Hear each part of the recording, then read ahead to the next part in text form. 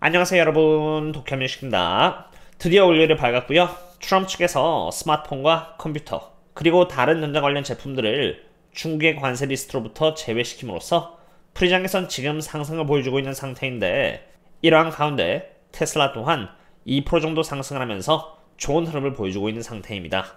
여기 신문기사를 보시면은 스마트폰과 컴퓨터 그리고 칩스라고 되어 있기 때문에 당연히 직접적으로 애플과 반도체 섹터가 단기적으로 수혜를 입지만, 이러한 부분들이 관세로부터 제외됨에 따라서 관세로 인한 거시경제 불확실성 또한 한 단계 줄어드는 과정에서 전체적인 섹터 또한 수혜를 볼 수 있는 것입니다.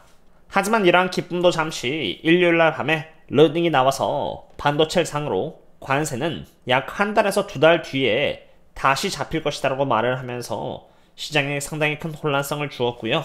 한때 3% 이상 상승하고 있었던 위켄 US 텍 100은 1.5%로 떨어지면서, 어쨌든 트럼프 대통령이 오늘 월요일날 전자제품에 관련된 관세에 대해서 더 자세히 말해주겠다고 말을 하였기에 이 부분을 기다리고 있다는 생각이 듭니다. 뉴스 기사를 떠나서 무엇보다 중요한 것은 결국 달러가 반등을 하냐 하지 않냐에 대한 여부입니다.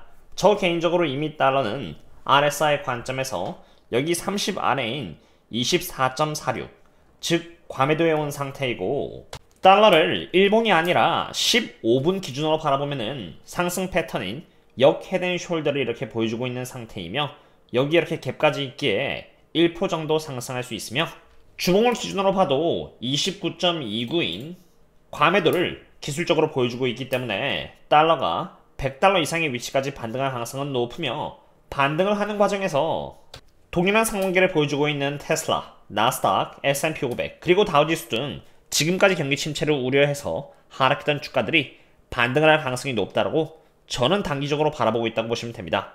물론 이러한 확률에 반대로 트럼프 대통령이 관세 전쟁을 심화시키는 발언을 한다면은 달러는 100달러에서 더 아래로 내려가면서 주가는 하락할 수 있겠습니다. 만약 반등을 해준다면은 S&P 500의 경우는 5,500달러에서 5,550 정도의 사이에 이렇게 갭이 위치하고 있는 만큼 4% 정도의 반등을 보여주면서 갭을 채울 수 있을 것이라고 봅니다. 하지만 이것은 단기적인 시나리오일 뿐, 저는 여기 이상으로는 보수적으로 봐야 한다고 생각하는데요. 한 가지 명심해야 하는 것은 자동차 부품을 상으로는 관세가 수정의 여지 없이 적용이 되었고, 이러한 부분들은 미국의 경제 성장률에 이미 타격을 입히기 시작했다는 것입니다. 이것은 S&P 500의 주가와 S&P 500에 잡혀있는 매출액 성장률 그리고 어닝퍼시의 성장률과의 상관관계로, 이 지표 또한 제가 저희 멤버십 분들이 트래킹을 하면서 리스크 관리를 하실 수 있도록 매번 공유드리고자 하는데요. 검정색은 S&P 500이고 주황색은 매출액 성장률로 지금 5.1%를 가리키고 있으며, 파란색은 어닝퍼시어로 10.2%를 가리키고 있는 상태로, 잘 보시면은 성장률이 이렇게 떨어지는 모습을 보이면은 주가 또한 이렇게 함께 떨어지고요. 반대로 성장률이 이렇게 반등하는 모습을 보인다면은 주가 또한 올라가는 모습을 볼 수 있습니다. 물론 중간중간 성장률이 떨어지거나 횡보를 하는 와중에도 성장률을 무시하고 이렇게 올라가는 모습을 보이곤 하는데, 이러한 부분들은 유동성에 의한 부분으로 유동성이 떨어지고 매출액과 어닝퍼시의 성장률마저 떨어진다면은 S&P 500 또한 하락을 피할 수가 없다는 것입니다. 그리고 지금 매출액 성장률과 어닝퍼시의 성장률은 상승을 하는 중이 아니라 이렇게 횡보를 했다가 하락을 하려고 하고 있는 상태로, 관세라는 불확실성으로 인해서 만약 25년 1분기의 실적 혹은 그 이후의 가이던스가 보수적으로 잡힌다면 성장률은 이러한 하락세를 이어가 나가면서 주가 또한 한번 반등을 했다가 하락을 할 수 있으므로 궁극적으로는 보수적으로 봐야 하는 것입니다.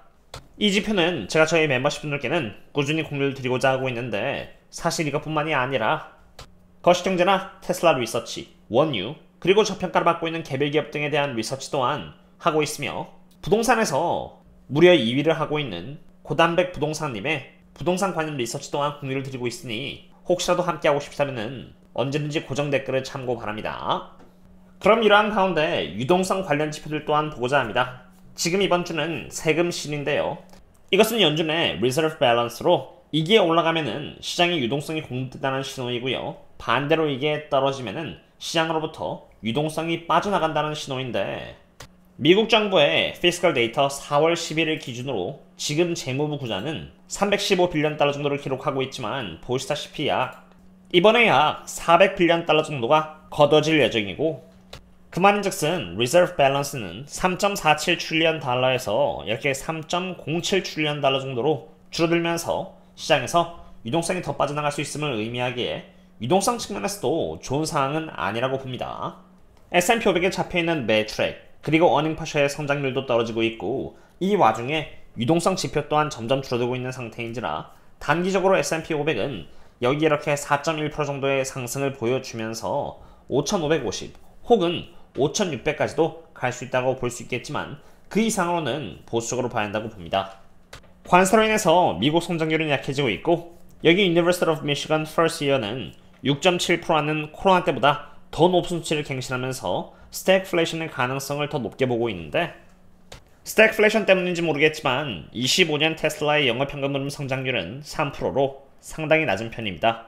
물론 앞으로의 실적 흐름에 따라서 3%에서 더 높아질 수도 혹은 더 낮아질 수도 있겠지만, 계속 스태그플레이션의 방향으로 이어진다면 좋을 것이 없기 때문에 저라면 너무 급급하게 투자를 한다기보다는 25년이란 기간에는 혹여라도 현금이 없다라면 단기적인 반등과 함께 수익 실현의 기회가 온다라면 현금화를 조금 하는 등 되도록이면 보수적으로 투자를 하는 것이 맞다고 생각이 되고요. 테슬라의 경우는 25년은 약하지만 그래도 26년과 27년에는 23% 그리고 24%의 성장률 등 좋은 성장률을 보여줄 것으로 예측되고 있는 만큼, 만약 바이앤홀드 투자하시라면 25년의 경우에는 보수적으로 수량을 모아나간다고 생각을 하고 투자한다면 안전하지 않을까 생각이 됩니다. 그럼 이제 이번 주의 경우 세력들은 테슬라에 몇 달러의 베이팅을 하는지를 보고자 합니다. 이것 또한 제가 저희 멤버십분들께 매번 공유드리는 자료로 4월 17일 옵션 만기를 기준으로 250달러에 이렇게 풀옵션들이 몰려있고 300달러에 콜옵션이 잡혀있어서 250달러의 풀옵션이 지선 역할을 하되 300달러의 콜옵션이 저항선 역할을 해줄 것으로 보여집니다. 중요한 것은 오늘 밤에 옵션 세력들이 어떻게 포지션도 잡는지를 봐야 한다는 것인데, 그 부분은 제가 오늘 밤에 네이버 프리미엄 컨텐츠 혹은 신사학계 및 텔레그램을 통해서 단기적인 움직임의 범위를 보고 난 뒤에 또 공유를 드리도록 하겠습니다.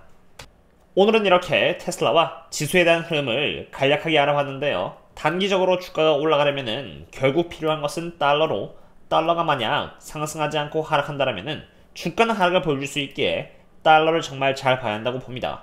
달러는 여기 이렇게 15분 봉을 기준으로 기술적으로나 트럼프의 정책적으로나 반등할 가능성이 높기 때문에 단기적으로 저는 올라갈 수 있다고 보고 있는데요. 장기적으로는 여전히 거시경제적으로 트럼프의 관세가 이미 타격을 충분히 입혔기에 스태그플레이션 혹은 경기 침체로 이어질 수 있는 상태인지라, 이러한 거시경제의 흐름이 25년 1분기 그리고 앞으로의 실적까지도 영향을 주는지 고려를 하면서 투자를 해야 한다고 봅니다. 그렇게 저는 달러가 그래도 단기적으로 100달러를 지켜줄 것이라고 보고 상승을 바라보고 있지만, 장기적으로는 보수적으로 봐야 하기에 상승이 나온다고 해서 투자 비중을 공격적으로 늘리거나 그러진 않을 것 같고요. 투자하고 있는 여러 개의 종목들 사이에서 수익을 낼 수 있는 기회가 온다면 오히려 분할적으로 수익 실현을 해서 현금을 모아나가는 보수적인 방법으로 투자를 이어나가고자 합니다. 그리고 혹여라도 제가 비중을 늘린다면 내부자들이 공격적으로 매집하고 있는 주식들을 장으로만 늘릴 것 같습니다. 오늘의 분석은 여기까지가 되겠고요. 제가 라이브는 앞으로 종종 하려고 하는 만큼 구독해 주신다면 바로 라이브에 대한 알림 또한 갈 수 있게 도움이 되시다면 구독과 좋아요까지 주시면 감사하겠습니다. 오늘은 여기까지입니다. 그럼 다음에 또 만나요. See you later.